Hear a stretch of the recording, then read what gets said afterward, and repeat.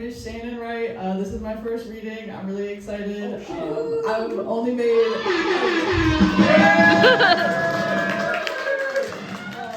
all my comics are pretty short, so I'm reading a couple, and I will say, so it's going to ramp up. They're a little bit more serious, some of them, but they're still all funny, and I end everything on a fun note, so let's get started.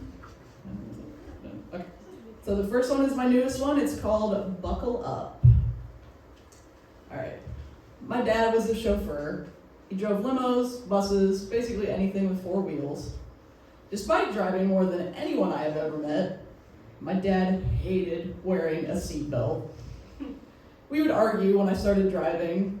He would say, it hurt his neck too much, or we were only driving in town. Excuses. I watched one too many scary safe driving PSA videos on YouTube to let it slide. Click it or die. I wouldn't budge. Maybe there was something else to it. My dad had the very human mentality that he was the exception to risk, to death. Sure, other people could get hurt, but not him. I think he felt the same way about his cancer, his kidneys, his past struggles. Surely they would never get him. I wish he was right. But in July of 2025, he passed. No one is the exception. I got to tell him I loved him and held his hand as he passed. He wanted to be cremated. His words, it's cheaper, I'm dead. Not kidding. I would have given anything to hear his pushback now. With a heart heavier than I knew I could carry, I reached over and made sure he was all buckled up one last time. Bonus, my dad could laugh through just about anything, and he did. And I wasn't kidding about that being the last time because he would find it funny. We accidentally forgot his urn at his own celebration of life. So I know my dad was laughing his ass off from the other side. A very distinctly urn-sized empty spot on the table. Stay safe up there, Dad.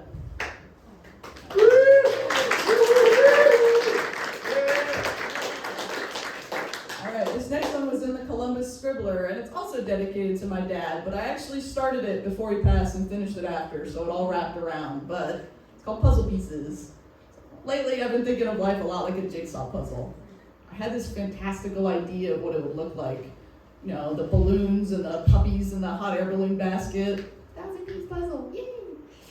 Instead, the box is kind of all beat up and tattered. Some pieces are missing entirely now. It's difficult. Past me had thought my future, my life would look one way. I desperately tried to plan accordingly to get there, to build that picture. It felt like everyone was always scrambling it all up. It was painful, and I wanted to do the opposite. A lot of my pieces broke along the way, especially when trying to put someone else's puzzle together my way. No matter how much I try to make it look like the box, things just don't. Life doesn't really care about how things should fit together. But you can still put the pieces you're given together to make something great, even if it's a lot different than how you thought it would be.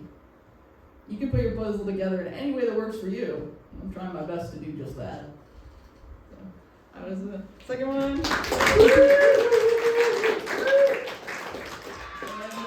the third one, and my favorite.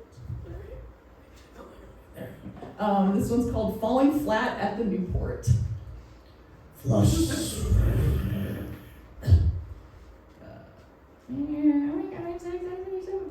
While waiting in line for the bathroom, they were sound testing?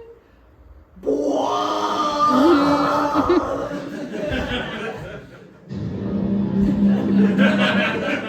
my god, that was so loud. Are they starting? I don't know. Is that any song? Man, I felt that in my balls.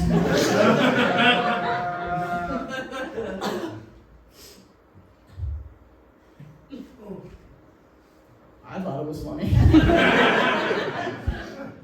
Regardless, the band was so cool. Live music rocks. We danced the night away. So go on, make the ball joke. The band was the Living Tombstone, so. That's not the I was trying to get up it's the Five Nights at Freddy's. Thank you for listening. We love Distractor, baby. That's what I said.